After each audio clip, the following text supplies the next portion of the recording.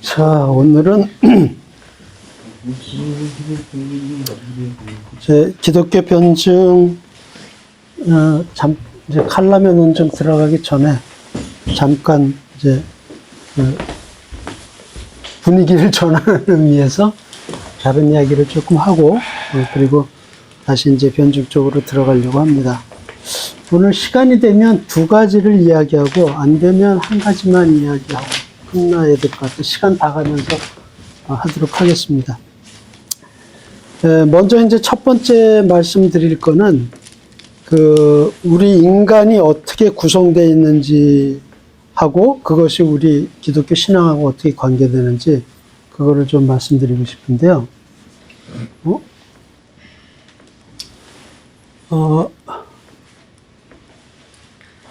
가만히 있어보자. 이게 뭐가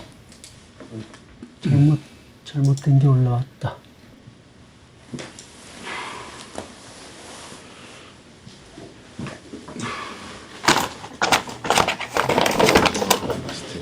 잠깐만요.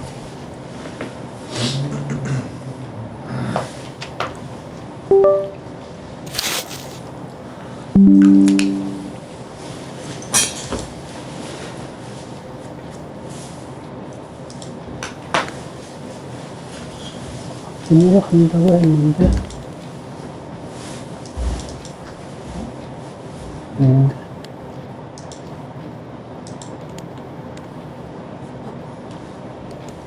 퀴즈도 고프나요, 이제? 시험 어떡해. 정신 차리고 들어야 돼. 중간고사. 이상하다. 그렇지, 이거지. 네. 인간 이해. 이렇게 되는데요. 인간 구성에 대한 세 가지의 관점이 있는데, 1원설이 있고, 2분설이 있고, 3분설이 있거든요. 이론설은 대개 이제 무신론 쪽에서 주장하는 건데, 인간은 단일한 존재라는 거죠. 그러니까 육체와 영혼이 분리되지 않고, 그냥 그 자체가 하나다. 이렇게 주장을 해요. 그래서 사람이 죽으면 영혼이고 뭐고 없는 거예요. 그냥 같이 소멸되는 거죠. 네, 그렇게 주장하는 게 이제 이론설인데, 대개 무신론 쪽에서 주장하는 게 이거죠. 사람은 그냥 진화적으로 탄생됐고 그냥 그렇게 살다가 죽으면 끝나는 거다. 이렇게 생각하는 게 이론설인데 아주 드물게 목사님 중에도 이 이론설을 얘기하는 사람이 있어요. 희한하게. 왜 그런 얘기를 하는지 모르겠어요. 아주 유명한 신학대 교수인데 이론설을 이야기하는 식으로 얘기를 하고 그래서 되게 의아했어요. 근데 이거는 되게 무신론 쪽에서 주장하는 거고요. 우리 기독교에서 주장하는 거는 2분설 내지는 3분설입니다. 그러니까 2분설은 육체와 영혼 두 가지로 구성됐다는 거죠. 그래서 우리가 육체적으로 죽었더라도 영혼은 살아있어서 결국 이제 천국이나 지옥으로 간다 이렇게 생각하는 건데요. 그런데 기독교에서 주장하는 또 하나의 이론은 3분설이에요. 인간은 육체와 혼과 영으로 세 가지로 나뉘어진다. 그래서 사람이 죽으면 영과 혼은 소멸되지만 영은 소멸되지 않고 결국 이제 영적 세계로 가게 돼 있다. 이렇게 이제 얘기를 하는 게 3분설인데 이거는 거의 비등비등한 것 같아요. 기독교 안에서 2분설을 주장하시는 분도 많고 3분설을 주장하는 사람도 많고 꽤 많은 것 같아요. 그런데 지금까지 사람들이 이해하지 못했던 건 뭐냐 하면 비물질인 인간의 정신이 물질인 육체와 어떻게 연결되는지를 이해를 못 해왔어요. 그래서 어떻게 물질이 아닌 정신이 육체와 연결돼서 육체와 같이 생명을 이루는지에 대한 의문점이 해결이 안 돼가지고 철학자나 무슨 학자들이 수많은 추측 이론들을 만들었어요. 굉장히 많아요. 그래서 이론론이라고 그래가지고 이제 무신론이 주장하는 그 이론론 비슷한 건데, 뭐 심신 이론론, 유형 동일론, 뭐 거기 안에 또 양면 이론론, 수반론, 뭐 이런 이제 이론들이 있고, 영혼과 육체가 두 개 다 이렇게 주장하는 이분설에는 뭐 심신 이원론, 실체 이원론, 속성 이원론, 속성 이원론 안에는 또 부수 현상론, 양면 이론, 창발론, 뭐 심신평이론 굉장히 많아요. 그런데 확인이 안 되니까 설만 난무하는 거죠. 그래서 이것이 거의 20세기까지 이런 식으로 왔어요. 이거다 저거다 뭐 확인이 안 되니까 수많은 이론들을 그냥 쏟아내고 있었던 거죠. 그리고 삼분설은 일반 학계에서는 취급을 안 했어요. 왜 그러냐면 영이라는 거는 영이 있다라고 얘기하면 일단 종교하고 관련이 되잖아요.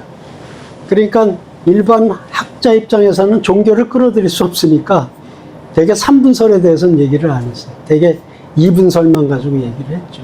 그건 분명하니까. 인간의 정신과 육체 두 가지가 있다는 건 분명하니까. 근데 영적인 거는 이제 일반 학자들이 다루진 않았죠. 그래서 학문적으로는 삼분설에 대한 얘기는 별로 없었어요.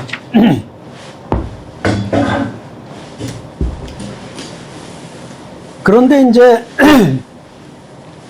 컴퓨터가 발명이 되면서부터 조금 인식을 하기 시작했어요. 아, 육체에 해당하는 하드웨어하고 정신에 해당되는 소프트웨어가 연결이 되는구나.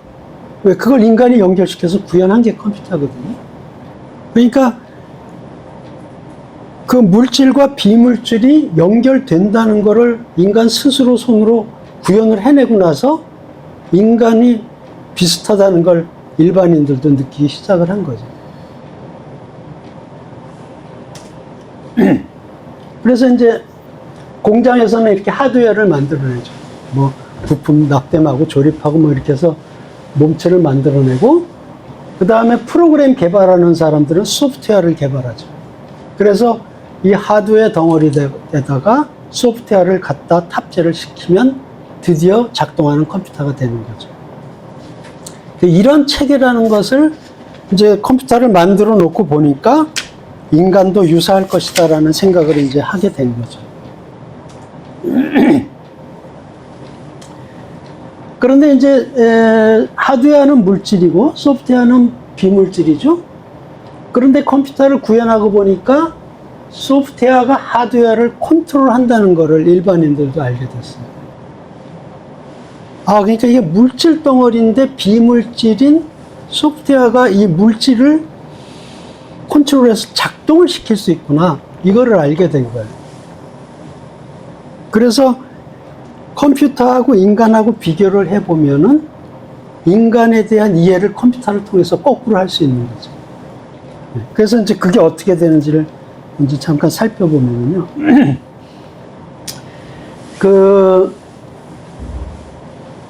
컴퓨터에서 가장 핵심 부품이 CPU죠. CPU. 그 Central Processing Unit이라고 하는 CPU인데 얘가 사실은 가장 핵심이고요. 얘가 하는 역할은 뭐냐면 사실은 계산을 담당하는 부분이에요. 우리가 컴퓨터 화면으로 그림도 보고 게임도 하고 뭐 여러 가지를 하지만 컴퓨터 안에서는 그게 전부 숫자 계산에 의해서 이루어지거든요. 그러니까 이제 수학적으로는 이진법 수학을 쓰는 건데 그 계산하는 것이 이제 우리 인간으로 보면 뇌에 해당이 되는 거죠. 뇌 중에서도 아주 핵심 부분, 그 CPU 안에 두고 어리스메틱 로지즘 유닛이라고 하는 부분인데 그 부분이 이제 계산을 핵심을 담당해요. 그 다음에 이제 다 아시다시피 메모리가 있죠. 메모리는 데이터를 썼다 지웠다 썼다 지웠다 할 수가 있어요. 근데 그게 꼭 뭐 같으냐 하면 이 계산 종이 같아요. 저희가 예를 들어서 이제 계산을 할 때 사람 앞에다 놓고 256 더하기 343은 뭐야?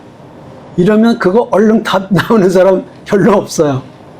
가만히 있어봐. 그러고 이제 그리죠. 256 뭐 이러고 이제 머리를 그려보는데 계산이 잘 안 돼요. 근데 앞에 연필하고 종이를 딱 놔두고 256 더하기 343은 뭐야? 그러면 쓰죠. 종이에다가 256 343. 그럼 금방 나와요. 그거가. 그러니까 계산을 종이가 한 게 아니죠. 계산은 사람이 한 거예요. 뇌에서. 그런데 종이가 있고 없고에 따라서 계산이 잘 되고 안 되고 하거든요. 컴퓨터도 마찬가지예요. 이 종이에 해당되는, 연습장에 해당되는 메모리가 있어서 256, 343을 여기다 썼다가 내가 가지고 계산하고 599를 여기다 남기고 이런 작업을 하는 건데, 얘가 없으면 이 계산이 잘 안 돼요. 얘만 가지고. 그래서 임시로 데이터를 보관하는 메모리라는 게 꼭 있어야 되는데, 그게 사람으로 치면 꼭 연습장 같은 역할을 하는 거예요. 결국은 뇌가 했지만 얘가 있으면 굉장히 잘 되는 거죠. 편하게. 그런 구조가 똑같아요. 사람하고.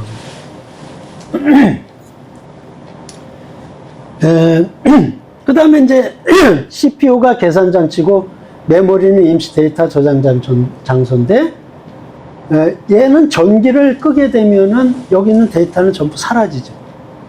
그래서 컴퓨터를 끄더라도 데이터가 저장되어 있는, 계속 저장되어 있는 장치가 필요해서 만든 게 그 연구한 데이터 저장 장치라고 해서 하드 디스크. 이게 이제 만들어진 거죠. 맨 처음에는 이제 플라피 디스크라는 게 만들어졌었는데, 걔는 사라지고 이제 지금 하드 디스크가 생겼고, 이게 더 발전해가지고 지금은 이제 이 메모리를 사용해서 디스크를 만든 그러한 이제 메모리 디스크가 나오죠. USB 같은 게 이제 그거의 하나죠. 플로피 디스크를 썼어요? 플라피 디스크 아시는 분 계세요? 들어봤어요? 아직 말로만 들어봤어요? 초등학교 때. 초등학교 때 썼어요. 아, 큰 거? 썼구나. 이만한 거. 추억의 작은 플라피 거? 디스크. 네. 아, 컴팩터 플라스틱 돼 있는 네. 거? 말랑말랑한 거 안 쓰고? 그래 우린 큰 거, 그게 좀 요인치. 말랑말랑하죠. 작은 거부터 썼을 거야. 플렉시블하죠. 아, 플렉시블한 사람은 이제 오래된 사람들이. 이게 이제 5.25인치짜리가 있고 3.5인치짜리가 있죠. 3.5인치짜리 많이 5.25인치짜리를 썼다 그러면 아 옛날 사람이구나. 건강 조심하셔야 돼요. 큰 거. 우리 작은 거. 작은 것 같아요. 예. 얘는 하드디스크 3.5인치면 이제 벌써 플라피 디스크가 2세대예요. 그걸로 도스 리딩하고 바꿔서 예, 대학교 그렇죠. 가서 부스부터 배웠잖아. 우리. 컴퓨터 기술. 자, 근데 이제 소프트웨어에 대해서 살펴보면은요, 소프트웨어는 데이터와 프로그램 두 개를 다 소프트웨어라고 할 수 있는데, 데이터는 뭐 데이터니까 그냥 그건 놔두고, 프로그램 쪽을 보게 되면 프로그램은 두 가지의 종류가 있어요. 어떤 게 있을까요? 모두 다 아시긴 하는 거지만, 운영아. 수화자매 예, 전문 용어가 운영 프로그램이라고 부르는 OS, 오퍼레이팅 시스템이 있고, 우리가 보통 사용하는 응용 프로그램, 어플리케이션이 있어요. 이걸 이제 우리 셀폰 같은 데서 그냥 앱 이러고 부르죠. 그 앱인지 앞에 AP 잘 따서 앱이라고 부르는 건데, 어플리케이션이죠. 운영은 엔드로이드네. 예. 그런데 우리가 이제 주목해야 될 거는 이 운영 프로그램이에요. OS. OS의 핵심적인 역할은 뭐냐면 이 하드웨어를 컨트롤하는 역할을 하는 게 OS예요. 물론 이제 부가적인 다른 기능들이 요새는 이제 많이 합쳐져 있는데 그 중심 기능은 뭐냐면 하드웨어를 컨트롤하는 게 OS의 역할이에요. 그리고 OS가 정상적으로 돌아갈 때 그 OS 위에 얹혀져 가지고 같이 돌아가는 게 어플리케이션이죠. 그래서 OS와 어플리케이션이라는 두 가지의 프로그램이 컴퓨터는 항상 동시에 돌게 돼 있어요. 근데 우리가 직접 대하는 거는 대개는 이제 응용 프로그램이죠. 어플리케이션이죠.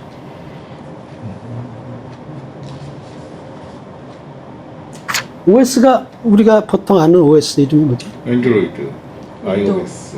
앤드로이드는 이제 윈도우, 셀폰 거고 윈도우죠. 보통 윈도우. 애플은 이제 자기네 애플 OS가 따로 있지만 보통 일반적인 그 PC에서는 되게 윈도우를 많이 쓰죠. 윈도우죠. 그게 이제 OS예요. 그래서 이제 소프트웨어의 종류를 약간 보면은 응용 프로그램 우리 보통 쓰는 게 있고 OS가 있고 OS가 이제 윈도우즈 또는 애플 쪽에는 맥OS죠. 네. 자기네도 독불 장군식으로 이제 만들어서 쓰는 맥OS가 있고 그 다음에 이제 디바이스 드라이버라는 게 있어요. 뭔 프린터나 뭘 사가지고 이렇게 컴퓨터에 연결하면 드라이버를 설치하십시오. 뭐 이런 소리 자주 해요. 네, 그래서 그 컴퓨터가 아닌 외부 기계를 작동시키기 위해서는 윈도우가 가지고 있지 않은 그게 특성에 따른 프로그램이 필요한데 그게 드라이버거든요. 드라이버를 설치해야 윈도우하고 연결돼서 그 기계를 작동을 시킬 수가 있어요. 근데 요새는 이제 그 기기 만드는 업체들이 자기 장사를 해야 되니까 자기네 드라이버를 제공해요. 그 마이크로소프트사에. 그러면 이제 윈도우에다 그걸 포함시키면 별도 드라이버 설치 안 하도 그냥 푹 꽂기만 하면 작동이 되죠. 요새는 이제 그런 식으로 해서 자꾸 그 윈도우의 드라이버가 기본적인 그 스탠다드를 따르는 기계들은 스탠다드 드라이버를 설치하기 때문에 이제 작동이 되게는 되죠. 그 다음에 이제 펌웨어라는 게 있어요. 그 컴퓨터에서는 바이오스라는 게 대표적인 건데 컴퓨터 부품 안에 아예 프로그램을 새겨 넣는 거예요. 그래서 아예 컴퓨터 하드웨어 안에 그 부품 안에 있는 프로그램이 작동을 하는 거예요. 그걸 펌웨어라고 그러는데 보통 우리 쿠쿠밥도 썼으면은 뭐 팝이 다 됐습니다. 뭐 그런 소리 하잖아요. 그것도 다 프로그램이 작동하는 건데 그거는 쿠쿠밥솥 안에 있는 그 부품 안에 펌웨어가 장착되어 있기 때문에 그렇게 작동을 하는 거예요. 그런 소리를 내고. 그렇게 부품 안에 들어가 있는 프로그램들을 전부 펌웨어라고 해요. 예전에 MP3 플레이 처음 나왔을 때 펌웨어 다 깔았었어요. 뭐 다 펌웨어죠. 정말로 저기 청소기들, 네, 요새는 다 거의 어떤 네. 전자기기 거의 다 펌웨어가 들어가 있어요. 청소기든 선풍기든 히터든 그거 다 펌웨어. 펌웨어가 좀 좋은 게 들어가는지 안 들어가는지 이제 가격이 달라지죠. 저 학교 다닐 때 프로그램 했잖아요. 자, 그래서 응용 프로그램이 정상적으로 돌아가려면 우선은 OS가 정상적으로 돌아가야 돼요. 그래서 OS가 조금 이상이 생기고 망가지면 응용 프로그램이 정상적으로 안 돌아가요. 가다가 블루 스크린이 확 떠버리든지 다운되거나 프리징 돼버리든지 뭐 여러 가지 현상들이 일어나거든요. OS 한 번씩 업데이트하면 응용 프로그램도 다 난리가 났어요. 어쩔 수가 없죠. 그래서 이제 컴퓨터 수리하러 가면 아우 얘가 이상해요. 뭐 자꾸 가다가 블루 스크린 그럼 대개 컴퓨터 수리하는 사람들이 뭐라고 그러냐면 밀고 새로 까시죠. 이런 소리를 해요. OS입니다. OS 새로 깔자 얘기예요. OS 이상이 생겼어요. 공산이 많으니까. 사실은 그게 제일 좋은 방법인데 근데 그 귀찮은 게 OS 깔고 다시 프로그램 다시 깔아야 되고 그 안에 기억시켜 놨던 데이터 뭐 이렇게 이런 거 다시 다 해야 되니까 너무 귀찮긴 하죠. 근데 제일 좋은 방법은 OS 밀고 새로 까는 게 사실은 제일 확실한 방법이긴 해요.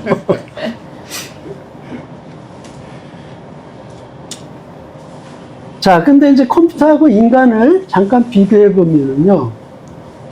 이 OS가 인간으로 치면 뭐냐 하면 생명의 기초가 되는 부분이에요. 이 아이가 처음 태어났는데 입에다가 젖병을 딱 물리면 누가 가르쳐 준 적도 없는데 입을 오므려서 빨아들이는 그 작동을 해요. 근육을 그렇게 써요. 근데 누가 그 아이한테 그걸 가르쳐 준 적이 없잖아요. 그걸 본능적으로 빨아들여서 흡수하게끔 해주는 그 역할을 누가 하고 있냐면 인간에 탑재되어 있는 오퍼레이팅 시스템이 하는 거예요. 그러니까 사람이 태어날 때 사람한테는 OS가 같이 탑재돼 가지고 태어나는 거죠. 그리고 이제 이 아이가 자라나서 학교에서 배우고 말을 배우고 글자를 배우고 해서 2차적으로 뭐를 할 수 있는 능력을 습득했을 때 그것이 그 사람의 어플리케이션이 되는 거예요.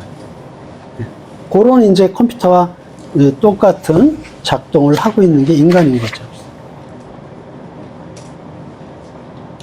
자, 그래서 이제 살았다는 것은 뭐냐 하면 인간의 육체에다가 인간의 오퍼레이팅 시스템이 탑재된 상태가 살아있는 상태. 근데 인간이 죽었다 그러면 어떻게 돼요? 죽었다 그러면은 하드웨어만 남은 거예요. 그리고 더 이상 OS가 거기에 탑재가 끝난 거죠. 없어진 거예요. 그게 사람이 죽는 거예요. 그러니까 사람이 죽는 순간에 정신이 사라진다고 하는 거는 사람한테 탑재되어 있는 오퍼레이팅 시스템이 작동이 끝난 거예요. 그러면 생명의 유지가 더 안 되고 육체만 남게 되는 거죠. 하드웨어만 남게 되고 그것이 죽는 상태가 되는 거죠. 그래서 이 오퍼레이팅 시스템은 생명의 조건이 돼요. 생명의 조건.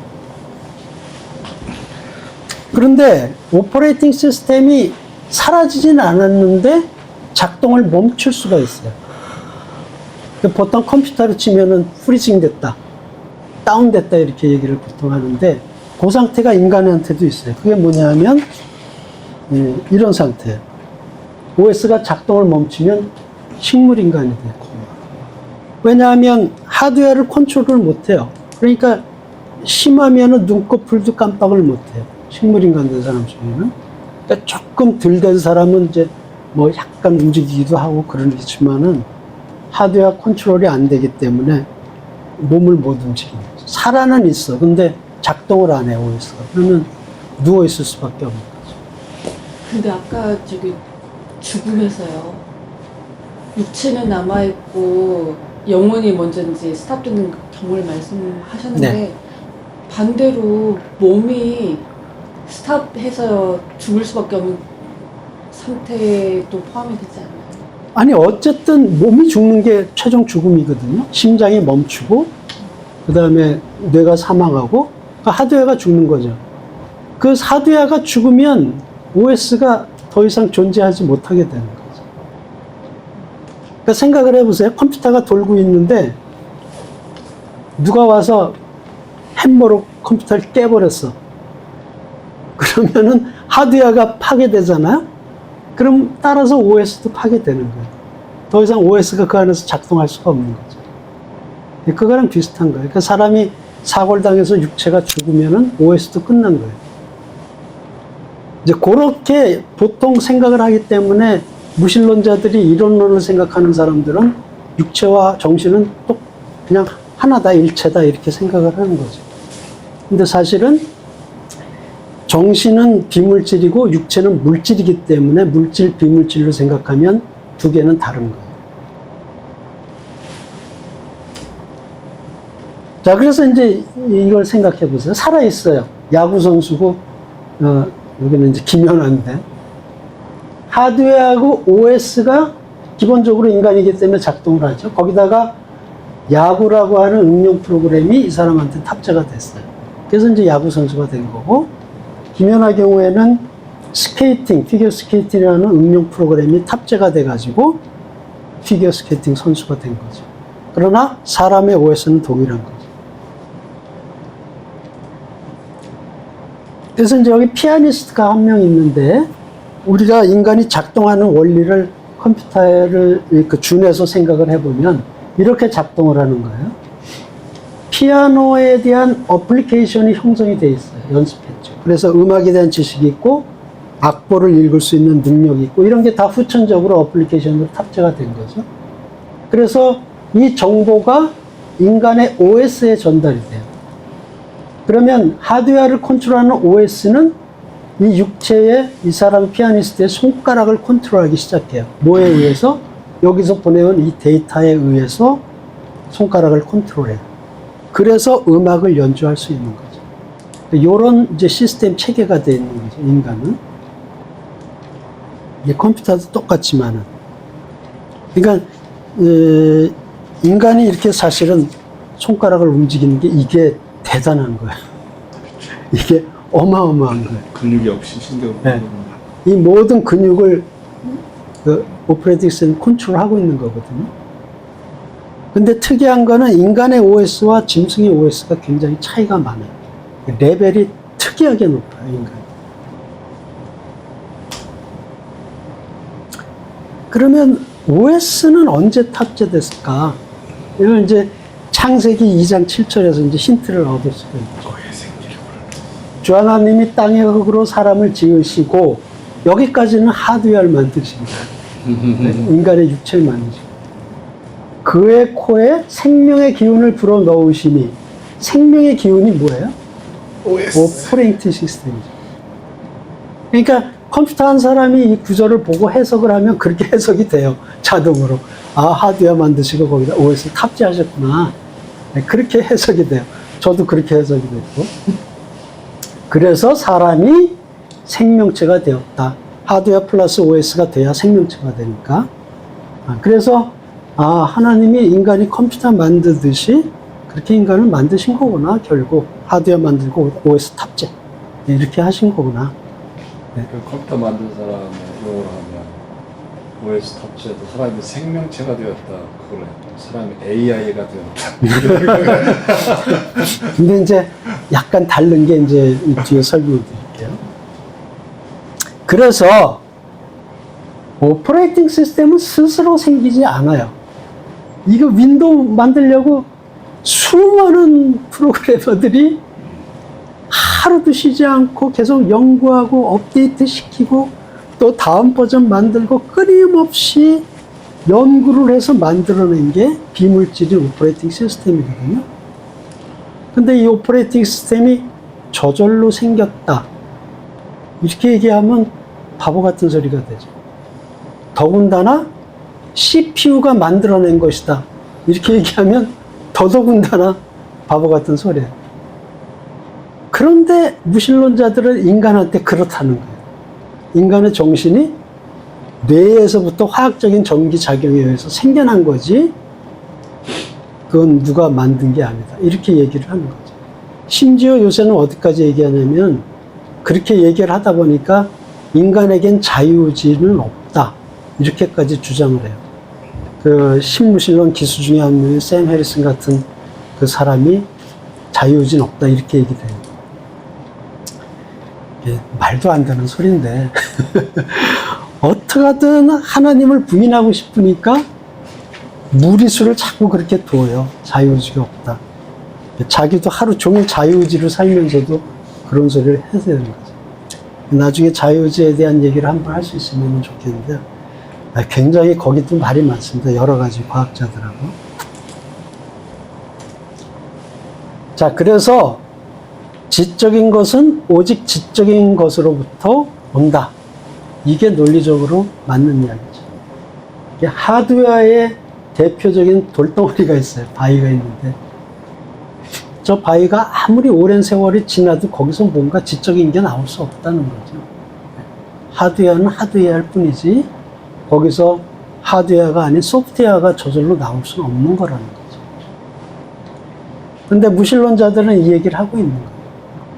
우주가 탄생되고부터 이러한 그 일반 물질에서 유기화합물이 생겨나고 유기화합물이 뭐 세포가 되고 그 진화해가지고 거기서 인간 정신이 나왔다. 이렇게 얘기를 하는데 사실은 이런 쪽을 살펴보게 되면 너무 무리한 주장인 거죠. 자, 그러면 OS는 우리만 가지고 있는 게 아닌데 동물도 OS가 똑같이 가지고 있는데 인간이 동물하고 다른 게 뭐냐는 거죠. 인간은 특별하다 이렇게 했는데 뭐가 다르냐 하면 OS 외에 뭐가 하나 더 있어요. 그게 0이죠. 0, 스피릿. 요게 이제 3분설 얘기로 들어가기 시작을 하는 거예요. 그래서 똑같이 OS를 따져도 인간의 OX는 동물하고 비교했을 때 너무나 특출나게 하이 레벨이에요. 네, 그것도 완전히 다르긴 하지만 더 다른 거는 동물에게 없는 0이 있다는 거죠. 그러니까 우리 신학적으로 보면은 동물한테는 0이 없어요. 그래서 동물이 죽으면 그 동물이 천국 가거나 지옥 가거나 하는 건 아니고 그냥 그 상태로 소멸해요. 끝. 그러나 인간은 특별히 0이 있기 때문에 OS와 하드웨어가 소멸되더라도 이 0은 남게 된다는 거죠. 그래서 특별히 영적인 존재가 되는 게 인간이라는 거예요. 요새는 이제 그 동물한테도 0이 있다 이런 소리 하시는 분들이 있어요. 그 신학에서 동물 신학이라고 그래요. 동물 신학이라고 그러는데 그 천국 가면 내가 기르던 우리 강아지를 천국에서 만나볼 수 있다. 뭐 이렇게 주장하는 사람들이 있어요. 그래가지고 개 장례식 지내고 막 이런 사람들이 있어요. 신학에서도 그걸 뭐 옹호해가지고 동물 신학을 주장하시는 분들이 있는데 정통적인 기독교 신학에서는 그건 아니고 인간만이 영을 가지고 있다. 왜 그러냐면 성경에 그렇게 써 있어요. 하나님의 형상을 따라 만들어졌다는 거죠. 그 하나님의 형상을 따라 만들어졌다는 게 짐승하고 다르다는 거예요. 짐승이 하나님의 형상을 따라 만들어진 건 아니죠, 짐승은. 인간만이 하나님의 형상으로 만들어졌어요. 그러면 인간의 뭐가 하나님의 형상이라는 것을 뜻하는가? 하나님의 형상에 대한 해석은 이제 여러 가지를 해요. 여러 가지를 해석적으로 하는데, 이제 제가 오늘 이렇게 컴퓨터와 비교하는 입장에서 말씀드리는 건 3분설에 의거해서 말씀드리는 건데, 하나님의 형상은 영이에요, 결국. 하나님의 형상으로 만들어진 영이 있기 때문에 우리가 하나님하고 대화를 할 수 있는 거고, 하나님한테 기도를 할 수 있는 거고, 하나님과 인격적인 관계를 맺어서 관계를 가질 수 있는 거고, 그건 바로 인간한테 영이 있기 때문인 거죠. 우리가 영이 있기 때문에 특별하게 짐승과 다르게 회개를 할 수 있는 거예요. 성령이 오셔서 우리한테 터치하는 통로가 뭐냐면 영이라는 거죠. 개가 회개했다는 소리 못 들어보셨잖아요. 우리 집 개가 막 통 안에 회개를 드리고 눈물을 흘리고, 이건 있을 수가 없잖아요. 인간만이 할 수 있는 건데, 그건 바로 인간만이 하나님의 형상인 영을 지녔기 때문이라는 거죠. 그래서 창세기 1장 26절 27절에 보면 하나님이 이르시되 우리가 우리의 형상을 따라 우리의 모양대로 우리가 사람을 만들고, 하나님이 자기 형상, 하나님의 형상대로 사람을 창조하시되 남자와 여자를 창조하셨다. 이 얘기는 바로 뭐냐 하면, 영이 하나님 특별하게 인간에게 주어지셨고, 그것이 하나님의 형상이라는 거죠. 이제 물론 거기에다가 이 인간의 이성, 합리적인 사고 능력, 이런 것도 이제 하나님의 형상으로 같이 이야기하는 경우들이 많이 있어요. 물론 이제 그것도 얘기가 되죠. 그렇지만 역시 형상의 핵심은 영이다 하는 것을 이제 생각할 수 있다는 거죠. 그래서 사람은 바디, 육체, 혼, 영인데, 보통 영어로 표기하기는 육체는 바디, 혼은 soul이라고 표기를 하고 영은 스피릿이라고 보통 많이 써요. 저걸 다른 의견으로 쓰시는 분도 있는데, 대개 이렇게 쓰는 게 가장 많은 것 같아요. 그래서 육체는 물질적인 부분, 혼은 오퍼레이팅 시스템에 해당되는데, 거기에 감정, 의지, 인격, 지성, 이런 것들이 이제 혼에 포함되는 거라고 대개는 보죠. 개도 화를 내요. 감정이 있는 거죠. 네, 그런 건 이제 다 오퍼레이팅 시스템이 있다고 보는 거고요. 그러나 영은 하나님, 특히 이제 성령님과 관계할 수 있는 능력을 가진 부분이 영에 해당된다, 이렇게 하죠. 그래서 외국에서도 3분설을 인정하시는 분들은 이렇게 분리해서 불러요. body, soul, spirit, 이렇게 세 가지로 부르죠. 성경의 이 3분설을 얘기하는 곳은 이제 대표적인 게 데살로니가전서 전서의 5장 23절 같은 경우죠. 평강의 하나님이 친히 너희를 온전히 거룩하게 하시고 너희의 영과 혼과 몸이 우리 주 예수 그리스도에 강림하실 때에 흠없이 보존되길 원한다. 여기에 분명하게 영과 혼과 몸, 이렇게 3분설을 얘기를 해요. 그 다음에 히브리서 4장 12절 같은 경우도 보면은 하나님의 말씀은 살아있고 활력이 있어 저의 날쌘 검보다도 예리하여 혼과 영 및 관절과 골수로 찔러 쪼개기까지 한다. 여기서도 이제 혼과 영을 분명히 얘기를 하고 있죠. 그래서 2분설을 주장하시는 분도 있고 3분설을 주장하시는 분도 있는데, 저는 컴퓨터하고 비교해서 말씀드리기 위해서 3분설을 가지고 말씀을 드리고 있는 거예요. 2분설을 찬성한다고 해서 무슨 잘못된 건 아닙니다. 역시 그 부분도 많이 있기 때문에. 자, 그러면 이 영은 또 언제 주어진 건가? 아까 혼은 그 생명이 될 때, 그때 이제 된 건 줄 아는데, 영은 언제 그럼 되는 건가? 영원한 거는 영이죠. 이것도 역시 똑같다는 거죠. 그의 코에 생명의 기운을 불어넣으시니, 이때 인간만은 특별하게 오퍼레이팅 시스템 플러스 스피릿이 영이 같이 들어간 거예요. 그러니까 짐승한테는 OS만 좋고 인간한테는 OS 플러스 영. 여기까지 준 거라는 거죠. 그래서 인간에게 생명의 기운, 여기서 얘기하는 생명의 기운은 인간에게는 OS 플러스 스피릿이 된다는 거죠. 네, 그렇게 이제 우리는 이해할 수 있다 이런 거예요. 그래서 보면은 영은 영원하죠.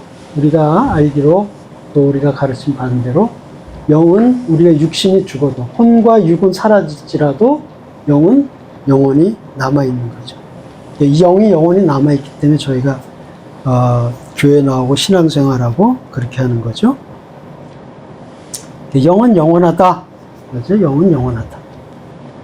마태복음 25장 46절에 보면은 그들은 영원한 형벌에 의인은 영생에 들어가리라 하시니라. 그러니까 영원하게 인간은 남는다는 거죠. 생각해 보면 OS는 하드웨어가 없으면 의미가 없어요.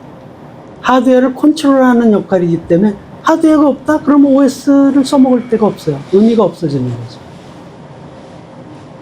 그래서 육체가 죽으면 혼도 따라서 소멸한다고 보는 게 논리적이고, 그러나 육체가 죽더라도 결국 영원히 남아있는 건 영이라는 거죠. 이걸 이제 우리한테 하나님이 가르쳐 주신 거고, 우리가 그렇기 때문에 하나님하고 관계를 갖고 신앙생활을 해가고 있는 거죠. 여러 가지 영적 경험을 하기도 하는 거고요. 네. 이제 여기까지인데, 요거는 이제 우리 청년들하고 이 얘기하면서 마지막에 정리하려고 추가한 건데요. 뭐, 믿음은 성령님 에서 생기고 이런 얘기는 저희가 이제 이미 한 거예요. 그래서 인간을 이렇게 이해를 하게 되면은 우리한테는 특별한 존재로서 하나님의 형상을 닮은 영이 있고, 그 영으로 인해서 우리가 하나님하고 그 인격적인 관계를 가지면서 살아갈 수 있다 하는 거죠. 그래서 인간을 이렇게 기독교의 입장에서는 이해를 하고 살아가야 된다 하는 게 이제 여기에 드린 말씀입니다. 혹시 여기에 관련돼서 질문이 있으시거나 궁금한 점 있으십니까? 영은 컴퓨터에 비유하면 컴퓨터에는 없어요. 예. 네. 인공지능 하시는 분들이 지금 걱정을 하는 게 인간의 영하고 비슷한 것까지 만들어낼 수 있지 않냐, 이걸 염려하시는 분들이 꽤 있어요. 그거는 뭐냐 하면 어떤 도덕적인 관념까지 AI가 가지게 되고 인간이 악을 저지르듯이 AI가 스스로 악을 저지를 수 있는 상태까지 갈 수 있지 않냐, 이걸 염려하시는 분들이 있어요. 근데 인간이 가진 영하고 똑같아질 수는 없죠. 결국 AI는 그래봤자 AI 파괴되면 끝나는 거니까 살아남는 게 없는 거죠. 이 컴퓨터에는 없어요. 스피릿은. 있을 수도 없고, 그 스피릿이라는 걸 하나님만 만드실 수 있는 거거든요. 스피릿은 없는데 소울은 만들 수. 소울은 이미 만들었죠. 인간의 손으로. 윈도우니까 소울이니까.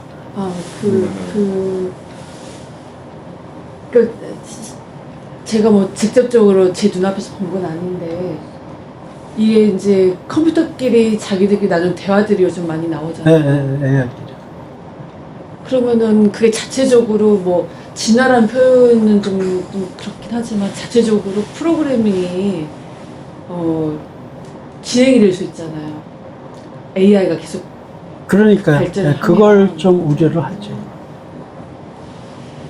그러니까 AI의 가장 핵심 기능이 뭐냐면 자가 학습 기능이거든요. 자기가 스스로 학습을 해가지고 데이터를 추가시키고 늘리기 시작하면서 그 데이터를 전체로 활용하는 능력을 생기도록 이미 개발이 됐기 때문에 학습을 시키면 점점 잘해져요. 보통 이제 알파고 같은 거 바둑두는 AI 같은 거는 점점 학습을 시켰더니 나중에 뭐 이세돌도 이기고 커제도 이기고 세계 1인자들을 막 이기잖아요, AI가. 학습을 시키면 점점 진화를 하는 거고. 그게 이제 인간에 대한 감정 부분도 그렇게 계속 학습을 디테일하게 시키다 보면 흉내는 낼 수 있겠죠. 그러니까요. 예, 예. 근데 그 흉내라고 하는 게 모방이 사실 더 무서운 거잖아요. 네, 그렇죠. 예, 그런 거를 이제 걱정할 수가 있는 거죠. 좀 AI가 위험한 소리를 하는 경우들이 점점 나타나고 있어요. 그럼 결국엔 인간이 갖고 있는 그런 자유의지도 AI가 가질 수 있는 날이 올 수도 있겠다. 그걸 걱정하는 거예요. AI 연구자들. 그래서 인간 자유의지랑 비슷한 의지를 발현하는 식으로 나타났는데 그게 악하게 나타날까 봐 걱정을 하는 거예요. 그 대표적인 영화에 나오는 게 터미네이터잖아요. 네. 그 스카이넷이라는 것을 생각해서 인간이 뭐 멸종된다 해서 핵무기를 스스로 발사하게 만든. 그래서 AI 연구하시는 분들이 걱정을 많이 해요. 우리가 매트릭스로 해서 지하 세계로 들어가야 여러 가지 있어요. 나오죠. 그 저도 이제 챗 GPT를 자주 쓰는데요. 어느 때는 깜짝깜짝 놀래요. 이런 추론까지 한다고? 그래서 되게 놀라는 경우들이 많은데, 그래서 야, AI가 무섭긴 무섭구나 이런 생각이 들긴 해요. 사실 대세가 AI로 가고 있어서 배워야 된다는 건 아는데 저는 사실 그게 되게 무서워서 저는 모든 걸 다 지금 차단해서 안 쓰고 있거든요. 그래도 뭐 아니 인간이 이용을 해야지 이용 당할 수는 없잖아. 근데 이제 저는 제가 이용을 한다고 쓰고 있는데 제가 이용을 당하는 걸 모를 수도 있잖아요. 네, 그럴 수도 있지만 되게 이제 챗 GPT 같은 거는 이제 다 검증이 돼 있으니까. 근데 이제 중국에서 나온 딥시크 같은 거는 가능하면 안 쓰는 게 좋죠. 그거는 상당히 편향돼 있어요. 네. 그 지금 시진핑 시진까지만 나와도 차단해버려요. 딥시크는. 그리고 개인 정보를 너무 많이 가져가요. 그게 저는 그게 네. AI를 쓰는 순간 내 모든 정보가 털리면서 나는 감시당하고 살 것 같은 느낌이 드는 거예요. 아니 뭐 그러니까 그렇게까지는 아니다라는 게 확인돼 있는 게 이제 챗 GPT 같은 거는 확인이 돼 있는 건데 딥식 같은 거는 전혀 그런 확인이 안 돼 있고 너무 걱정스러운 거죠. 미국에서 공공기관에서 딥식 사용하지 말으라고 차단한 이유도 그거예요. 중국 자체가 원래 좀 속이 검은 나라이기 때문에 어떤 정보를 가져갈지 몰라요. 그런데 벌써 객관적이지 못하다는 자체가 문제거든요. 딥시크에다가 어떤 한국 사람이 막 유도를 했어요. 뭐를 하면 그 첫 글자는 뭐지? 그러면 시. 뭐를 하면 뭐지? 그러면 진. 뭐 이런 식으로 해가지고 시진핑을 만들었어요. 그래서 그거를 그럼 앞자들만 쫙 붙여서 얘기해봐 그랬더니 AI가 딥시크에 시진핑 이렇게 얘기를 한 거예요. 그러고 나서 자기가 아차 싶은 거예요. 거기까지 느꼈어요. 그러더니 잘못된 데이터에 뭐 해가지고 변명을 하는 거예요. 딥식이. 그러니까 그렇게 편향돼 있어요. 편도돼 있어요. 그러니까 그런 것을 더군다나 중국에는 정부의 명령은 다 따라야 돼요. 어떤 회사든지. 근데 딥식이 가지고 있는 야 데이터 다 내놔. 그러면 그 꼼짝없이 내놔야 되거든요. 근데 그런 AI를 어떻게 쓰겠어요, 우리가? 우리 정보를 제공해서. 아예 공공적으로 수집하는 정보의 리스트가 다른 데보다 훨씬 많아요. 그러니까 딥식은 안 쓰는 게 좋을 것 같아요, 저도. 딥식은 그렇게 이제 확연하게 사람들이 어느 정도 지각할 수 있을 만큼의 그런 것들이 눈에 보이는데, 실제 저희가 쓰고 있는 지금 현재 이 정도는 괜찮겠지라고 하는 것들도 보면 사실은 어느 정도 저는 컨트롤이 있다고 생각하거든요. 다만 그게 우리가 그 딥식처럼 이렇게 피부로 느끼지 못하는 수준, 예를 들면 거기서 방출하는 데이터들이나 이렇게 빅데이터를 저희가 접근하는 것도 보면은 대부분이 어떻게 보면은 뭐 비즈니스적인 상업적인 관련돼서 제공되는 관련된 일이 많다 보면 사람들이 거기 노출되면 계속 거기에 관련된 것들이 물고 늘어지니까 결국은 거기도 음모가 있다는 거죠, 이제. 음모론? 아니, 저도 양순 집사님 말씀하신 게 무슨 뜻인지는 알고 저 또한도 걱정되는 게 챗GPT 같은 경우도 많은 정보를 종합해서 나온 거잖아요. 그렇죠.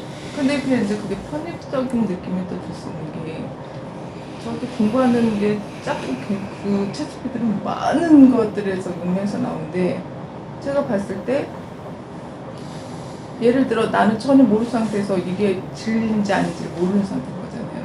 그럼 그 그대로 숙제했을 때 이게 맞는 거구나. 근데 논문이라는 건 계속 반대의 이론을 아니, 그럼요. 그럼요.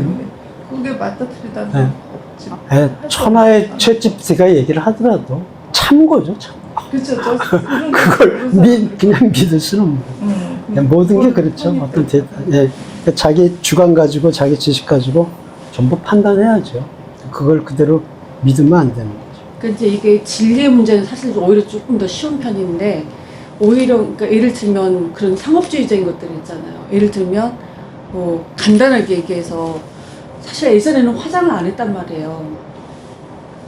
근데 어느 순간 이제 기업들이 돈을 벌려니까 화장에다 어떤 광고라든지 여러 가지 것들이 이제 뭐 기술이 발달해서 계속 홍보를 하면서 사람들이 이제는 남자 여자 가리지 않고 화장을 다 기본으로 생각을 하는 시대가 됐잖아요. 근데 사실 따지고 보면은 왜 화장을 하게 됐지를 기운을 따지고 가게 보면은 화장을 안 해도 되는 이유가 분명히 있는데 지금은 당연하게 우리가 당연한 것을 받아들이게 되는 그런 가치로 그것처럼 이제 그런 것들이 자꾸 이렇게 만들어져 갈 수 있다는 거죠. 나도 인지하지 못하는 사이에. 그럴 수 있어요. 앞으로 어떻게 변할지 사실 아무도 몰라요. 그러니까요. 자, 시간이 좀 남아서 두 번째 이야기를 하겠습니다. 이거는 이제 제가 왜 말씀을 드리냐면 제가 성경이 재밌다고 느껴지기 시작한 게 이 얘기로부터예요. 그래서 성경을 아주 흥미있게 읽기 시작하도록 만든 계기가 이제 이거였고요. 또 이것을 주제로 우리 이제 목사님이 한번 주일 설교에 설교하신 적도 계신데, 성경 읽으면서 굉장히 의문스럽다 했던 게 이거였어요. 예수님이 갈릴리 강가에 가서 베드로를 부르는데 자기 생업을 놔두고 갑자기 예수님을 쫓아가. 그럴 수가 있나? 하는 의문이 항상 있었죠. 어떤 목사님은 예수님의 카리스마에 늘려가지고 그렇게 된 거야. 이렇게 설교하시는 분도 계시던데. 저는 그 대목에서요. 어떻게 보면은 가진 게 너무 없기 때문에 다 버리고 가도 되는 상황이었지 않을까. 그렇진 않아요. 베드로는 선주였어요, 선주. 선주는 부자입니다. 옛날이나 지금이나. 근데 그걸 팽개치고 예수님을 생면부지의 자기하고 나이도 비슷할 텐데 30대 약관이니까 따라가 도저히 상식적으로 이해가 안 되는 상황이거든요. 그 상황을 잠깐 한번 보겠습니다.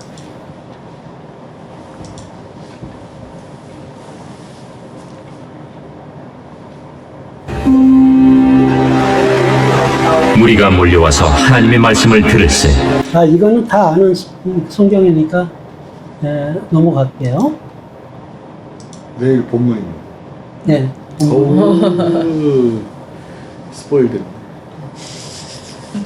네, 그 본문. 것 같아요. 마태복음 4장 18절에서 20절. 갈릴리 해변에 다니시다가 두 형제 곧 베드로라 하는 시몬과 그의 형제 안드레가 바다에 그물 던지는 것을 보시니 그들은 어부라. 말씀하시되 나를 따라오라 내가 너희를 사람을 낚는 어부가 되게 하리라 하시니 그들이 곧 그물을 버려두고 예수를 따르니라. 마가복음 1장 16절에서 18절. 갈릴리 해변으로 지나가시다가 시몬과 그 형제 안드레가 바다에 그물 던지는 것을 보시니 그들은 어부라. 예수께서 이르시되 나를 따라오라 내가 너희로 사람을 낚는 어부가 되게 하리라 하시니 곧 그물을 버려두고 따르니라. 누가복음 5장 1절에서 11절. 무리가 몰려와서 하나님의 말씀을 들을새 예수는 게네사렛 호숫가에 서서 호숫가에 배 두 척이 있는 것을 보시니 어부들은 배에서 나와서 그물을 씻는지라. 예수께서 한 배에 오르시니 그 배는 시몬의 배라. 육지에서 조금 떼기를 청하시고 앉으사 배에서 무리를 가르치시더니 말씀을 마치시고 시몬에게 이르시되 깊은 데로 가서 그물을 내려 고기를 잡으라. 시몬이 대답하여 이르되 선생님 우리들이 밤이 새도록 수고하였으되 잡은 것이 없지만은 말씀에 의지하여 내가 그물을 내리리이다 하고 그렇게 하니 고기를 잡은 것이 심히 많아 그물이 찢어지는지라. 이에 다른 배에 있는 동무들에게 손짓하여 와서 도와달라 하니 그들이 와서 두 배의 채움에 잠기게 되었더라. 시몬 베드로가 이를 보고 예수의 무릎 아래에 엎드려 이르되 주여 나를 떠나소서 나는 죄인이로소이다 하니 이는 자기 및 자기와 함께 있는 모든 사람이 고기 잡힌 것으로 말미암아 놀라고 세베대의 아들로서 시몬의 동업자인 야고보와 요한도 놀랐음이라. 예수께서 시몬에게 이르시되 무서워하지 말라 이제 후로는 내가 사람을 취하리라 하시니 그들이 배들을 육지에 대고 모든 것을 버려두고 예수를 따르니라. 공관복음서에는 예수님과 베드로가 처음 만나는 장면이 나옵니다. 그런데 그 상황이 잘 이해가 되지 않는 상황임을 조금만 생각하면 알 수 있습니다. 마태복음과 마가복음만 읽어보면 예수님이 베드로와 형제 안드레에게 나를 따르라. 너희로 사람을 낚는 어부가 되게 하리라 하고 말씀하시자 바로 그물을 버리고 예수님을 따라 나선 것처럼 묘사되어 있습니다. 그런데 그건 참으로 이해되지 않는 장면입니다. 언제 봤다고 약관에 예수가 나를 따르라고 한다고 자신들의 생존의 방편이고 삶의 기반인 배와 그물을 버리고 또 가족과 생계를 팽개치고 선뜻 예수님을 따라 나설 수 있겠습니까? 참 이해가 되지 않는 장면입니다. 마태복음과 마가복음과 달리 누가복음에는 당시 상황이 좀 더 구체적으로 기록되어 있습니다. 예수님의 시몬의 배를 띄우라고 말하자 베드로가 선뜻 배를 띄웁니다. 이것도 이해되지 않는 장면입니다. 젊은 청년 하나가 와서 선주인 베드로에게 배 띄우란다고 선뜻 띄우겠습니까? 내가 뭔데 나더러 배 띄우라는 거야? 당장 이러지 않겠습니까? 원래 배 타시는 분들은 그 험한 일의 특성 때문에 늘 신경이 서 있고 오죽하면 한성지라는 직업이라고 하면 배 타시는 분들을 떠올리겠습니까? 또 말씀을 마치시고 예수님은 베드로에게 깊은 데로 가서 그물을 던지라고 명령조로 말합니다. 그런데 또 이상한 일이 일어납니다. 예수님은 어부가 아닙니다. 물고기 잡는 전문가는 베드로입니다. 그리고 이미 물고기를 잡기 위해 밤을 새워 노력했지만 물고기를 잡을 수 없었습니다. 그래서 포기하고 철수한 후에 이제 그물 정리를 하고 있는 상황입니다. 그런데 듣도 보도 못한 한 젊은이가 배를 다시 띄워 깊은 데로 가서 그물을 다시 던지라고 하면 짜증이 확 밀려오지 않겠습니까? 그러려면 정리하던 그물을 다시 배에 올리고 던질 준비를 해야 되고 이미 그물 던질 지역에 물고기가 없다는 것을 확인한 상태인데 또 더 깊은 데로 배를 띄워 가라면 가지겠습니까? 아마도 이 무슨 물고기 전문가 앞에서 헛소리야 하고 화를 내는 것이 당연할 것 같습니다. 그런데도 이상하게 베드로는 순순히 말씀에 의지하여 그물을 던지겠습니다. 하고 그 귀찮고 희망 없는 짓을 합니다. 그리고 예수님의 명을 따라 그물을 다시 던졌을 때 엄청난 물고기 떼가 잡혔고 이를 본 베드로가 갑자기 예수님 앞에 무릎을 꿇고 뜬금없이 주여 나를 떠나소서 나는 죄인이로소이다 하며 고개를 떨굽니다. 이것도 사실 이해가 잘 가지 않는 장면입니다. 예수님의 신비한 능력을 목격하고 그런 것이라면 무릎을 꿇는 것까지는 그럴 수 있다고 해도 나는 죄인입니다는 소리는 너무 뜬금없습니다. 예수님의 능력을 몰라봐서 죄송합니다. 이 미련한 것을 용서하십시오. 뭐 이 정도 말이라면 그럴 수 있어 보입니다. 그런데 예수님에게 무슨 큰 죄를 지은 것처럼 자신이 죄인이라고 한 것은 좀 이상합니다. 그리고 나를 떠나소서 하고 말하는 것도 이상합니다. 그런 상황이라면 오히려 저희들을 좀 도와주십시오. 앞으로 잘 모시겠습니다. 라고 말하는 것이 더 정상일 것 같습니다. 혹자는 예수님의 거룩한 카리스마에 눌려 꼼짝 못하고 예수님을 따랐다고 하는 사람도 있는데 예수님의 카리스마가 그렇게 강하다면 왜 바리새인들은 그 카리스마에 눌리지 않고 오히려 예수님의 꼬투리를 잡으려고 쫓아다니고 비난을 일삼은 것인지 설명이 안 됩니다. 그런데 이런 이상한 상황에 대해서 이해할 수 있는 실마리가 요한복음에 있다는 것을 네. 자, 이거죠. 베드로는 왜 알지도 못하는 젊은 사람에서 배 띄워 이랬더니 배를 띄웠을까요? 순순하게. 고기의 자비에 대해서 아무것도 모르는 예수님이 깊은데 그물을 던지라 그랬을 때 왜 베드로가 순순히 그것도 다 심하게 하고 이제 정리하는데 다시 시작하라니까 그것도 순순히 가서 들어요. 왜 자기를 죄인이라고 그랬을까? 또 자기 그 귀중한 생업, 또 배 이걸 다 버려두고 예수님을 그 자리에서 쫓았을까? 우리 상식으로 생각하면 이해가 안 되죠. 근데 배에서 무슨 말씀을 하셨다고 그랬으니까 아니 저 같으면 배 띄우라는 것부터 안 했을 거예요. 뭔 소리야? 지금 우리 심하야고 지금 가려면 뭔 배를 띄우긴. 그 전에 그랬을 말씀을 그 주변에 서고 있지 않았을까요? 그건 사람들을 분석해. 기록이 없었어요. 자, 그런데 여기 이제 깊이 생각할수록 보인다 이렇게 했는데요. 그냥 오디오로 길이 크니까 오디오로 그냥 들을게요. 성경은 고아와도 같은 책입니다. 깊이 들여다보면 들여다볼수록 새로운 지식과 깨달음을 얻는 책입니다. 성경의 깊은 의미와 문맥을 이해하고 우리 삶에 어떻게 적용되는지 이해하려면 성경을 주의 깊게 읽고 공부해야 합니다. 그것은 우리 혼자 이루기 어렵습니다. 그래서 전문가들에게 배우는 것이 반드시 필요한 것입니다. 목사님, 그리고 사역자들과 함께하는 성경 공부가 우리에게 꼭 필요한 이유입니다. 우리가 성경을 읽을 때 때로는 거룩한 상상력을 발휘할 필요가 있습니다. 거룩한 상상력을 발휘한다는 것은 창의적인 사고와 영적 성찰을 통해 성경의 이야기, 인물, 메시지에 깊이 관여하는 것을 의미합니다. 여기에는 장면을 상상하고 관련된 사람들의 감정을 고려하고 하나님께서 이 이야기를 통해 계시하시는 바를 상상하는 것이 포함됩니다. 성경을 묵상하는 것은 이러한 상상력이 함께 발휘되는 것이라고 할 수 있습니다. 네, 그래서 우리가 이제 정독을 할 때, 또 말씀을 묵상할 때, 그런 주변 상황, 그것을 상상을 하면서, 아, 이랬겠구나, 저랬겠구나 하고 생각을 하면서 이제 읽는 게 중요하고, 또 그러한 상상을 우리가 읽는다고 저절로 되는 게 아니라, 그 말씀을 가르치시는 분들이 이미 해놓은 그런 상상들이 있어요. 그거를 공부하면서 들을 때 그 상상력을 우리가 습득할 수 있게 되는 거죠. 자, 지금 이렇게 의문투성이인 이 장면에 대해서 우리들은 일반 성도들은 기는가 보다 그러면 그냥 읽고 지나가지만은 그 신약학자들 같은 경우에는 여러 가지 해석을 해요. 이래서 이랬다 저래서 저랬다 그런 해석을 하는데 그 해석 중에서 제가 되게 그 동의하고 있는 해석 그걸 이제 소개를 해드리려고 하는 거예요. 왜 그런 일이 벌어졌을까? 베드로가 예수님 앞에서 왜 그랬을까? 사실은 그 이전에 이미 베드로가 예수님을 만났다는 거예요.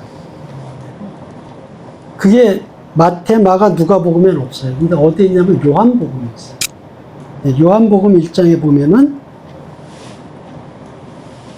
그 세례 요한의 제자 중에 한 명이 누구였냐면 안드레였거든요. 안드레.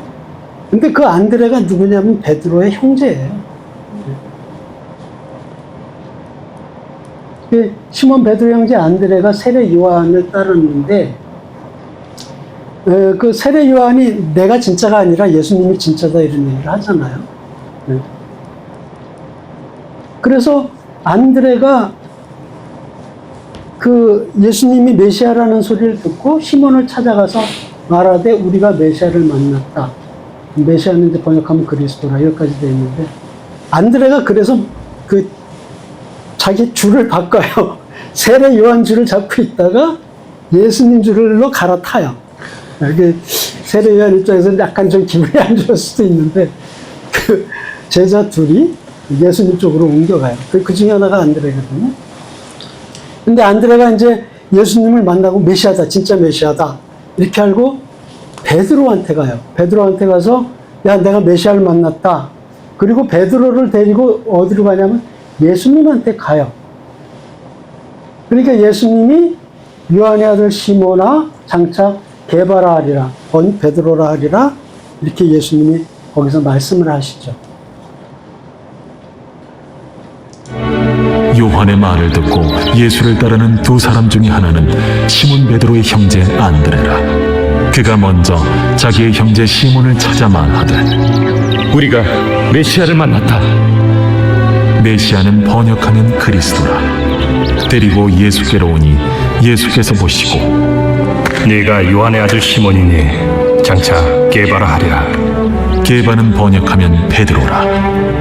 네, 그러니까 요한복음을 통해서 뭘 할 수 있냐면 갈릴리에서 예수님 만나기 이전에 이미 베드로는 딴 데서 예수님을 만났던 거예요. 거기가 어디냐면 갈릴리가 아니라 예루살렘 지역이었어요. 그러니까 이것도 좀 이상하죠? 왜 베드로가 갈릴리에서 고기를 안 잡고 예루살렘에 와 있는 거지? 네. 근데 그때 예루살렘에 와 있던 사람이 베드로뿐만 아니라 안드레는 이미 와 있어서 세례 요한의 제자였고, 그 다음에 안드레 형제인 베드로가 와 있었고, 거기에 누가 있었냐면 베드로와 같은 동네 사람인 세베대의 두 아들 야고보하고 요한이 같이 와 있었어요. 이게 갈릴리 사람들인데 왜 이때 예루살렘에 와 있었던 걸까? 거기에 이제 크게 두 가지의 학설이 있는데요. 하나는 그때쯤에 예루살렘에 어떤 절기가 있었을 거다. 그 절기 때 6월절 같은 데는 되게 예루살렘으로 사람들이 모이잖아요. 그래서 아마 절기여서 그때 모였던 거 아니냐, 이렇게 해석하는 사람들이 있고, 또 하나의 해석은 저는 이제 그 두 번째 해석에 마음이 주로 가는데요. 그 안드레가 이 세례 요한의 제자였다라는 것이, 안드레는 좀 다른 의식을 가지고 있었던 사람이라는 것을 얘기한다는 거예요. 세례 요한 같으면 그 당시에 이스라엘의 가장 큰 스승이다라고 얘기할 수 있는 인물인데, 거기에 제자로 가 있다는 거는 뭔가 진리를 추구하기 위해서 세례 요한의 제자가 되어 있었던 거 아니냐. 그러니까 요새로 보면은 의식이 깨인 젊은이? 뭐 그런 식으로 생각을 할 수 있다는 거죠. 그런데 베드로와 세베대 아들 두 사람 야고보와 요한이 거기에 같이 와 있다는 것은 그들도 똑같이 의식이 깨어있는 어떤 젊은이들이 아니었나. 그래서 그 세례 요한 쪽으로 와서 어떤 진리를 추구하기 위한 그런 그룹에 가담하려고 했던 거 아닌가. 그렇게 또 생각하시는 분들도 꽤 있어요. 저는 이제 그쪽이 더 생각이 가는데, 왜 그러냐 하면, 이 사람들이 예수님을 만난 이후에 갈릴리로 돌아가질 않아요. 갈릴리로 돌아가지 않고 계속 예수님과 같이 있어요. 그 요한복음 읽어보면 제자가 돼요. 이미 그때. 그러면 자기 생업적으로 돌아가지 않고 예수님의 제자가 됐다는 거는 거기에 어떤 절기 때문에 와 있던 게 아니라 진리를 찾기 위해서 뭔가 배우기 위한 의식이 깨인 젊은이들, 지성적인 젊은이들이 로서 와 있던 거 아닌가. 안드레와 같이 뭔가를 찾겠다. 지성적으로 뭔가 찾겠다 해서 와 있던 좀 지성적인 젊은이들이 아니었나. 이렇게 이제 해석을 하는 거죠. 만약에 절기 때 왔다면 그냥 바로 돌아갔을 근데 거예요. 갈릴리에서 다시 만나게 된 거예요. 그걸 이제 지금부터 볼 거예요. 그게 없어요, 성경에. 그 사이에 텀의 내용이 없어요.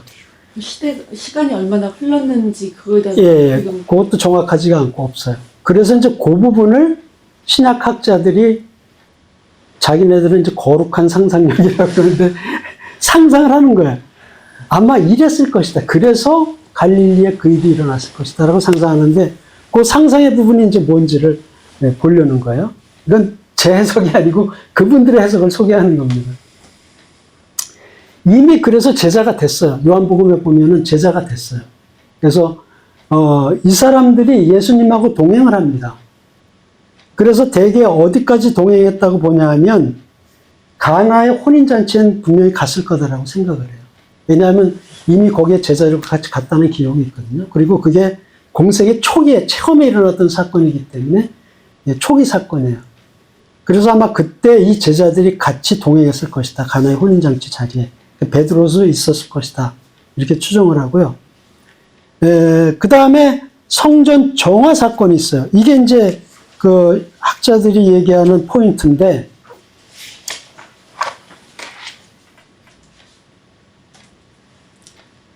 예수님의 성전 정화 뒤집어 엎은 건 몇 번 있었을까요? 대개 우리 한 번으로 알고 있죠? 근데 사복음서의 요한복음을 포함해서 보면 두 번이에요. 두 번. 요한복음에는 초기에, 공생이 시작할 때 초기에 예루살렘에 와서 뒤집어 엎어요. 그게 첫 번째고, 한 번 더 뒤집어 엎는 것은 십자가에 달리시기 돌아가시기 전에 예루살렘에 마지막 들어오셨을 때 그때 한 번 뒤집어 엎어요. 우리는 되게 두 번째 거를 알고 있죠. 돌아가시기 전에 뒤집어 엎은 걸 알고 있는데 사실은 요한복음에 초기에 한 번 뒤집어 엎으신 게 나와요. 그래서 사실은 최소 2번 뒤집어 엎으신 거예요. 여기 요한복음 2장 13절에 20절 보면 첫 번째 정화, 성전 정화라고 얘기를 하는데 공생의 초기, 6월절 시기인데 이때 이제 와서 뒤집어 엎어요. 그리고 마테마가 누가복음에는 두 번째 성전 정화가 나오죠. 마지막 주, 예수님 십자가에 달리시기 전 마지막 주에 예루살렘에 와서 다시 한번 엎으세요. 그래서 사실은 2번 엎었다. 어떤 분은 성경 기록이 없지만 중간에 3년 공생의 중간에도 한 번 더 갔을 것이다. 이렇게 보시는 분들도 있어요. 근데 그건 기록이 없어서 그런데. 그러면 성전에 가서 뒤집어 엎으실 때 그 자리에 베드로가 있었을 것이다라고 봐요. 왜냐하면 공생이 총이기 때문에. 그때는 베드로, 안드레 이렇게 쫓아다닐 때니까 가나의 혼인잔치 갔다가 예루살렘까지 쫓아가서 뒤집어 엎는 자리에 같이 있었을 것이다. 이제 그 다음에 상상을 하기를 이런 상상을 하는 거예요. 뒤집어 엎는 거 보시고 베드로가 어떤 생각을 했을까? 이런 생각을 했다고 상상을 해요, 신학자들이. 야, 이거 위험한데? 이 사람 쫓아다니다가 이건 제명에 못 살 것 같은데? 이런 위협을 느꼈다고 보시는 분들이 많아요. 그래가지고, 이건 아닌가 봐. 그리고 고향에 가서 고기나 잡는 게 낫겠다. 그리고 예수님 쫓아다니는 걸 포기하고 돌아갔다고 보는 거예요. 그러니까 한마디로 도망간 거죠. 야, 이 사람 쫓아다니다가 이게 큰일 당하겠는데? 그리고 갈릴리로 도망가 버렸다는 거예요. 그 다음에 예수님이 도망간 놈들 잡으러 가신 거예요. 갈릴리로. 이놈들이 도망갔어? 내가 찜했는데. 신방하신 거죠, 신방. 그러네. 그랬는데 이제 고기 잡는 걸 봤잖아요. 그때 예수님이 나타나신 거예요. 그러니까 베드로가 예수님이다. 옥스 그러는 거죠. 맛이 이거. 그러니까 예수님이 오셨네. 그러고 이제 어쩔 바를 모르고 있는데 야, 배 띄워. 우리가 꼼짝없이 말씀에 의지하여 배를 띄우겠나이다. 말씀에 의지하여 그물을 던지겠나이다. 그러니까 스승님이 잡으러 왔으니까 어떻게 해? 꼼짝없이 그 말을 들을 수밖에 없었다는 거죠. 그리고 깊은 데 가서 한번 던져봐. 던지니까 어마어마한 고기가 잡히잖아요. 다시 깨닫는 거예요. 아, 예수님은 메시아였어. 그리고 내가 예수님을 떠나서 일로 도망온 거는 내가 큰 죄를 진 거다. 이렇게 느낄 수밖에 없다는 거죠. 그래서 이 유명한 말이 나옵니다. 나는 죄인으로소이다. 나를 떠나소서. 이제 잘못했습니다. 저 같은 놈을 어디다 써먹겠습니까? 저를 떠나십시오. 죄인입니다. 그랬더니 예수님이 그래도 나를 따르라. 그렇게 말씀을 하셨다는 거예요. 그러니까 예수님을 1차 배반하고 도망왔는데 예수님이 나타나셔가지고 기적을 보여주시고 나를 따르라 그랬더니 결국은 베드로가 회개하고 예수님을 따르게 됐다는 거죠. 그게 베드로는 2번 부인한 거네요. 그렇죠. 베드로는 거기서 한번 1차 배신했고 예수님 십자가에 돌려 들어가실 때 또 2차 배신하고 그렇게 인간의 연약함을 자꾸 보여주는 거죠. 그래서 이제 그분들이 정리한 그 플로우는 이래요. 베드로가 예수님을 만났다. 요한복음이죠. 예수님의 제자가 되었다. 요한복음. 그리고 몇몇의 제자들이 예수님을 따랐고 같이 여행했다. 이미 요한복음에 그게 있어요. 요한복음이 중요한 이유가 그거예요. 마태, 마가, 누가복음 3가지가 공관복음이잖아요. 비슷비슷해요. 똑같은 구절이 있고. 그래서 이제 거기에서 이제 학자들이 마가복음 우선설 뭐 해가지고 이제 마가복음을 마태복음, 누가복음이 그거 일부는 차용했다 이런 이제 설이 있는데 그거와 완전히 다른 게 요한복음이죠. 그래서 요한복음이 공간복음에 너무 큰 설명을 많이 하고 있어요. 요한복음이 되게 중요한 거죠. 그 다음에 어떤 사건이 벌어졌다. 이게 바로 이제 성전 정화 사건이죠. 뒤집어 엎으신 거. 그리고 베드로가 예수님을 떠나서 도망가서 갈릴리로 돌아갔고, 예수님이 베드로를 잡으러 오셨고, 예수님이 베드로에게 기적을 보여주셨고, 그 다음에 베드로가 예수님이 향하신 기적에 놀라게 되고, 예수님으로부터 도망친 죄인임을 고백하고 드디어 예수님을 다시 따랐다 하는 이 스토리를 보면, 왜 거기서 베드로가 배 띄워 그랬을 때 순순히 배 띄우고, 금을 갖다 던져 그랬을 때 꼼짝 못하고 갖다 던지고, 나는 죄인입니다 고백을 했고, 왜 그 모든 것을 버려두고 예수님을 쫓아갈 수 있었는가 하는 것에 대한 설명이 되는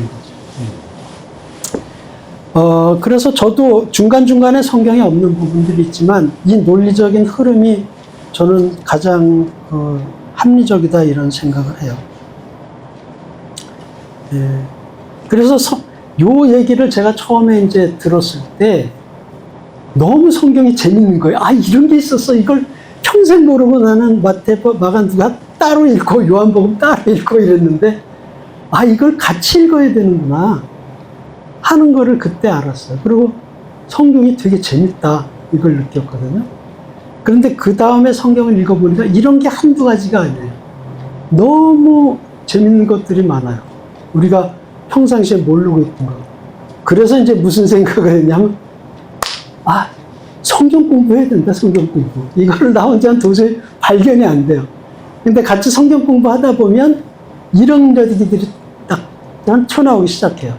아, 이래서 같이 모여서 성경 공부를 해야 되는 거구나. 그런 걸 그때 깨달았어요. 그리고 성경이 재밌어지기 시작한 거예요. 저희 베드로한테 고기 잡았을 때요. 네. 그 고기 당시 잡았을 때가 3년어치 생활비를 할 수 있는 정도의 고기를 잡았어요. 그래요? 네, 그러니까 오히려 베드로는 그 정도의 돈을 하나님께서 준비해 주시니까 떠나기도 가장으로서 그랬을지도 모르죠? 네, 왜 그러냐면 그 당시에 그 갈릴리의 고기가 사실은 되게 고가였대요. 옛날에는 냉장 시설이 없기 때문에 이제 소금을 쳐가지고 염을 시키는데, 그것이 이 어디까지 가냐면 로마 같은 데까지 이제 갔는데 무지하게 고가로 팔렸다고 그래요. 선생님 153마리 잡았다 그러죠?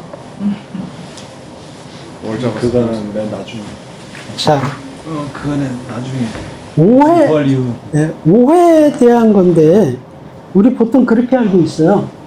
그들은 교육받지 못한 무식한 어부들이다. 가난한 어부들이다. 이렇게 보통 우리가 가지고 있는 인식이 이거거든요. 근데 어떤 성경학자들은 그렇지 않다라고 주장을 해요. 이제 맨 마지막 얘기로 그 얘기를 할 건데요. 베드로의 형제 안드레는 같은 출신이지만 그 시대의 가장 위대한 선생의 세례요한의 제자였고요. 그 다음에 베드로가 그렇게 했다는 거는 베드로도 안드레처럼 지적 갈망이 있었다는 거예요. 그리고 그 사람들은 진리를 찾고 있던 젊은 지성인 그룹이라는 거죠. 사실은 따지고 보면. 그러니까 무식한 사람들이 아니라는 거예요. 그러니까 베드로가 베드로 전후서를 썼는데 그 전후서를 읽어보면 무식한 사람이 쓴 글이 아니에요. 물론 이제 그 대필자가 있었다 이렇게 얘기를 하기도 하지만은, 그 무식한 사람이 쓴 성경이 아니거든요. 그러니까 무식한 어부라고 볼 수가 없다는 거죠. 지성인 그룹으로 보는 게 오히려 맞는 소리고. 그건 잘 모르겠는데, 왜냐면 성경 쓰는 거는 성령의 스피릿에서 의해서 감동을 받아 쓴 거거든요. 근데 인간이 성경 쓰는 도구잖아요. 도구가 좋아야 돼요. 그래도. 왜 바울을 선택했냐를 생각해 보면, 바울은 어마어마한 교육을 받은 사람이에요. 가말리알의 그 추하에서 율법을 배운 사람이고. 근데 베드로가 말씀을 선포했을 때, 네. 옆에 듣던 세리인지 누가 뭐라고 그랬냐면, 쟤는 무식한 자로서 저 입에서 저렇게 나올 수가 없는 자라고 말을 했거든요. 네. 그걸 봤을 때 베드로가 그렇게 지적이 거라고는 저는 알고 있어요. 뭐 그렇게 그는 사회적 편견일 수도 있지 않을까. 예를 들면 지금도 우리가 어부라고 생각하면 배우지 못하고 이렇게 예를 들어서 이제 몸을 써서 일을 하는 사람들 보면 사실 그렇지 않은 사람도 있을 수도 있잖아요. 그러니까 보편적으로 사람들 그 시대에 통용되는 편견일 수도 블루커버에 있지. 대한 근데 뭐 시간이 없어서 하지만 예. 아까 그 이제 과정을 요한복음과 공간복음서를 상상력을 발휘해서 이제 설명한 것도 하나의 해석이 될 수 있고, 근데 뭐 그것을 정설로 이렇게 받아들이면 또 하나의 해석을 받아들이면 좋을 것 같고요. 네, 하나의 해석이죠. 네. 하나의 해석. 네. 그리고 지금 이 내용도 저는 지성이 없었다고, 왜냐면 유태인들의 가정교육이라는 게 있었기 때문에 기본적으로 배움은 가정에서 이루어지고 있었다는 거. 그러나 이제 아까 얘기했듯이 이제 그 성경에 나와 있던 대로 신분적으로 예루살렘에 있는 학자들 그리고 이제 그 유명한 배움의 학문 가운데 있던 사람들과 이제 어부의 그런 격차가 있다는 거죠. 그 정도로 이해를 했습니다. 예.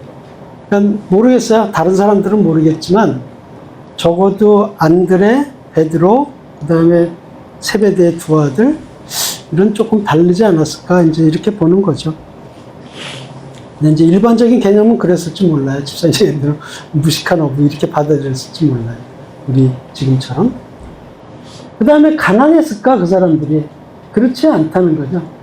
이 세베대는 사업가였어요. 꽤 부유한 사람이었고 그 사람의 두 아들이 야고보, 요한이었거든요. 그러니까 절대 가난한 집이 아니고 금수저다 이 두 사람은 이렇게 보는 거죠. 그리고 베드로는 배를 소유한 선주예요, 선주. 옛날도 그렇지만 지금도 배 주인이면 선주면은 가난하다고 볼 수가 없는 거죠. 그 다음에 그때 당시에 이 갈릴리 물고기가 굉장히 고가 상품이었기 때문에 다른 데는 모르겠지만 갈릴리 어부들은 적어도 가난하지는 않았다. 이렇게 이제 당시 그 상황으로 봐서는 해설을 하는 거고요. 이렇게 보는 거는 다 우리 현대인들 관점에서 보는 오해가 아닌가 이런 생각을 하는 거죠. 그런데 이러한 오해점들이 굉장히 성경에 많다는 거예요. 우리가 잘못 생각하고 있는데 신약에도 많고 구약에도 많고. 그래서 이제 제가 결론으로 말씀드리는 건 뭐냐면 성경 공부합시다. 저희들 다행히 이제 수요일 날 에베소서를 시작으로 성경 공부가 시작이 됐는데 참석하자는 거죠. 혼자는 도저히 이런 걸 알 수가 없어요. 정말 자기가 열심히 서적을 읽고 뭐 스스로 공부하지 않는 한에는 이런 거를 세워줄 수 맨날 그냥 읽고 지나가듯이 지나갈 수밖에 없기 때문에 꼭 성경 공부를 합시다. 그리고 성경에는 의외로 재밌는 게 되게 많다. 팔수록. 안 파면 재미가 없는데 파면 되게 재밌는 게 많아요. 한두 가지가 아니에요. 그래서 너무 재밌다, 성경은. 결론적으로 그 얘기를 말씀드립니다. 베드로가 당시가 역사적으로 어떤 타이밍이 어떻게 돼요? AC 몇 년경 일이에요, 베드로?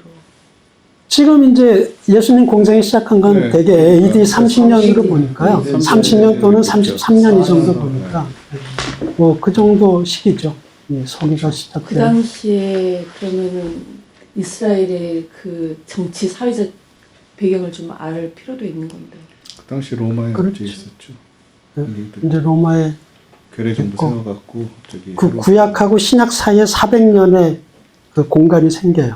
그 400년에도 뭐 복잡한 일이 많이 일어나요.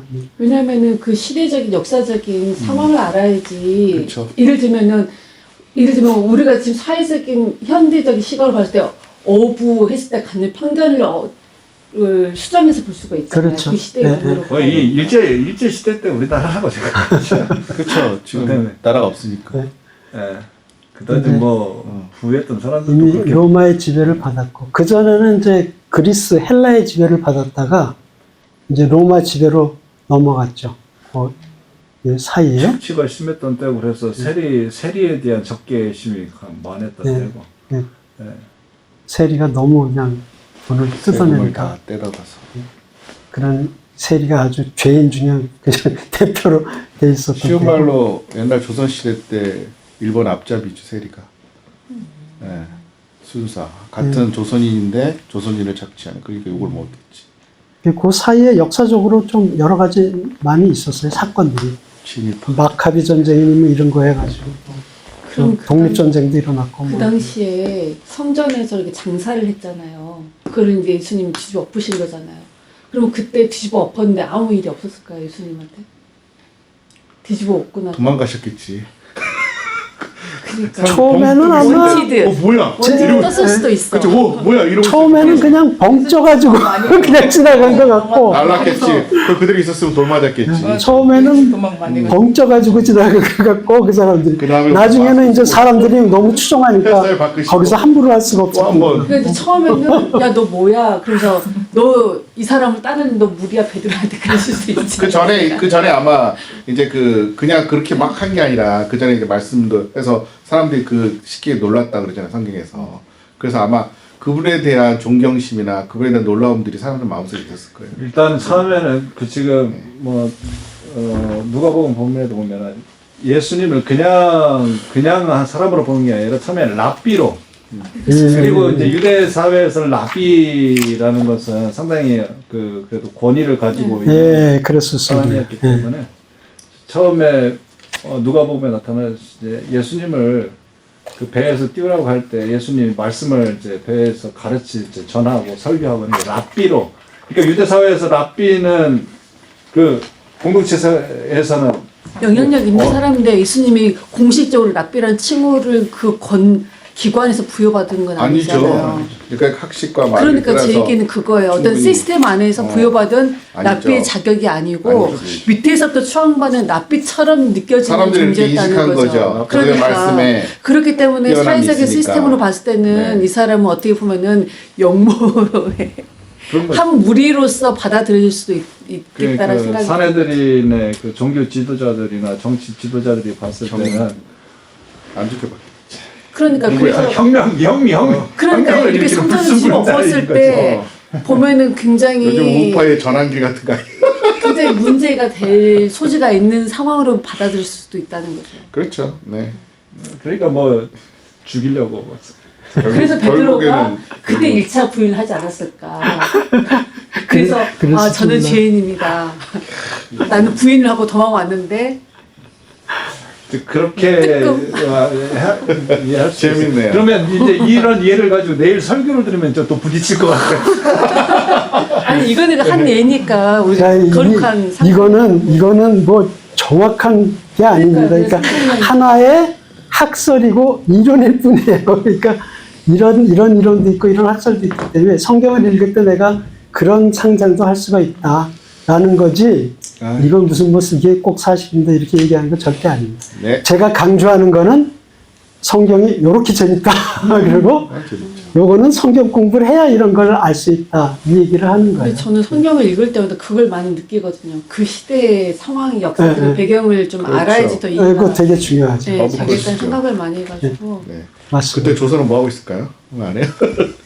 AD 4세기 때가 이제 광개토 대왕이 있었 AD 아니다 4세기면 벌써 400년인데 AD니까 그 한참 전이네. 한참 그치 다르네. 네. 광교도 나오기 전에 전- 뭐야? 자, 시간이 다 됐으니까요. 예, 오늘은 이제 여기까지 하도록 하고요. 다음 시간에 이제 칼람의 논증으로 다시 들어가도록 하겠습니다. 네, 발해가 있을 때. 수고하셨습니다. 네. 아이고,